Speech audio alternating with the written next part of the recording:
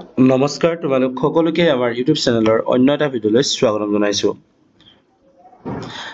আজি আমি অষ্টম শ্ৰেণীৰ বিজ্ঞানৰ দ্বিতীয় যিটো অধ্যায় আছে তাৰ 10টা MCQ চাম আৰু এনেকৈ প্ৰতিটো ভিডিঅ'তে আমি 10টাকৈ MCQ চাম। তো প্ৰথম আমাৰ প্ৰশ্নটো হৈছে যে অণুজীৱবোৰ কিহৰ সহায়ত দেখা পোৱা যায়। তো ইয়াৰ অপশ্যনবোৰ হৈছে তোমালোকৰ খালী চকুৰে দেখা পোৱা যায়, টেলিস্কোপৰ সহায়ত দেখা পোৱা যায়, অণুবীক্ষণ যন্ত্ৰ বা দূৰবীণ। তো ইয়াৰ শুদ্ধ উত্তৰটো হৈছে তোমালোকৰ অণুবীক্ষণ যন্ত্ৰ। তাৰপিছত 2 নম্বৰ প্ৰশ্নটো হৈছে যে বায়ুৰ পৰা নাইট্ৰজেন স্থায়ী ৰূপত বান্ধি ৰাখে কোনে। তো ইয়াৰ অপশ্যনবোৰ হৈছে ইষ্ট, নীলসেউজ শেলাই, ভাইৰাছ বা ভেঁকুৰ। তো ইয়াত শুদ্ধ উত্তৰটো হ'ব তোমালোকৰ নীলসেউজ শেলাই, অৰ্থাৎ নীলসেউজ শেলাই বায়ুৰ পৰা নাইট্ৰজেন স্থায়ী ৰূপত বান্ধি ৰাখিবলৈ সক্ষম হয়। তাৰপিছতে 3 নম্বৰ প্ৰশ্নটো যে ইষ্টৰ সহায়ত কি প্ৰস্তুত কৰা হয়। অপশ্যনবোৰ হ'ল তোমালোকৰ সুৰা, অক্সিজেন, পানী আৰু গাখীৰ। তো শুদ্ধ উত্তৰটো হ'ব তোমালোকৰ সুৰা, অৰ্থাৎ সুৰাৰ সহায়ত সুৰা বা এলকহলৰ সহায়ত কি কৰা হয়, ইষ্ট প্ৰস্তুত কৰা হয়। তাৰপিছত আহিলে তোমালোকৰ 4 নম্বৰ প্ৰশ্নটো যে কলেৰা কোন অণুজীৱৰ দ্বাৰা হয়। তো ইয়াৰ অপশ্যনবোৰ হৈছে এনেকুৱা ভাইৰাছ, বেক্টেৰিয়া, পটজোৱা আৰু ভেঁকুৰ। তো ইয়াৰ ভিতৰত শুদ্ধ উত্তৰটো হ'ব তোমালোকৰ বেক্টেৰিয়া, অৰ্থাৎ বেক্টেৰিয়াৰ সহায়ত কি কৰা হয়, বেক্টেৰিয়াৰ সহায়ত কলেৰা কোন অণুজীৱৰ দ্বাৰা হয়। তো কলেৰা কি হয়, বেক্টেৰিয়া অণুজীৱৰ দ্বাৰা সংঘটিত হয়।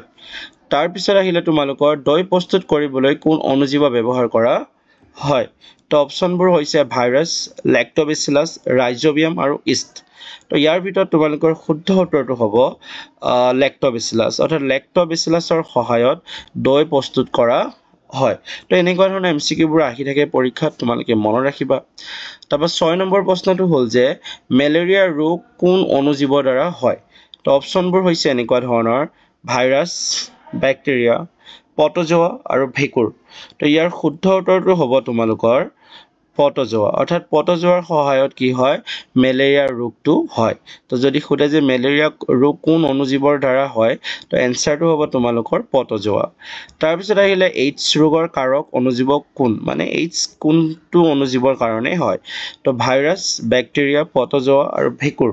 তো ইয়াৰ শুদ্ধ উত্তৰটো হ'ব তোমালোকৰ ভাইৰাছ, অৰ্থাৎ ভাইৰাছৰ সহায়ত কি হয়, এইডছ ৰোগটো ইজনৰ পৰা সিজনৰ গালৈ কি হ'ব পাৰে, বিয়পিব পাৰে।